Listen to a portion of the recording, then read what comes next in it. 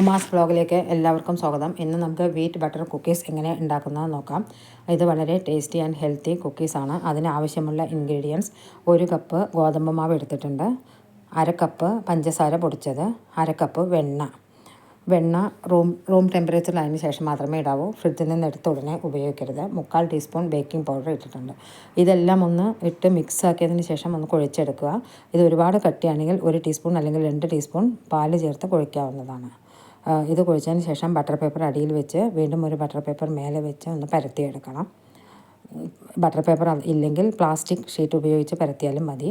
ഇതൊന്നിങ്ങനെ പരത്തി പ്രസ് ചെയ്തതിന് ശേഷം ഒരു പ്ലേറ്റ് വെച്ച് പ്രസ് ചെയ്ത് കൊടുക്കുകയാണെങ്കിൽ എല്ലാ വശവും ഒരുപോലെ ആയി കിട്ടും.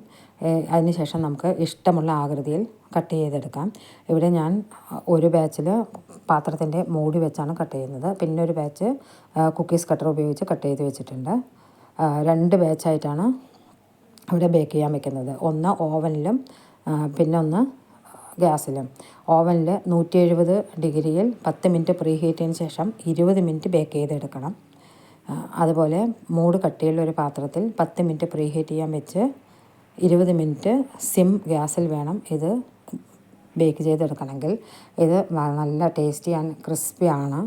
എല്ലാവരും ഒന്ന് ട്രൈ ചെയ്ത് നോക്കുക. ഈ വീഡിയോ ഇഷ്ടമായാൽ ലൈക്ക് ചെയ്യുക, നിങ്ങളുടെ കമൻറ്റുകൾ അറിയിക്കുക. സബ്സ്ക്രൈബ് ചെയ്യാതെ കാണുന്നവരാണെങ്കിൽ സബ്സ്ക്രൈബ് ചെയ്യുക.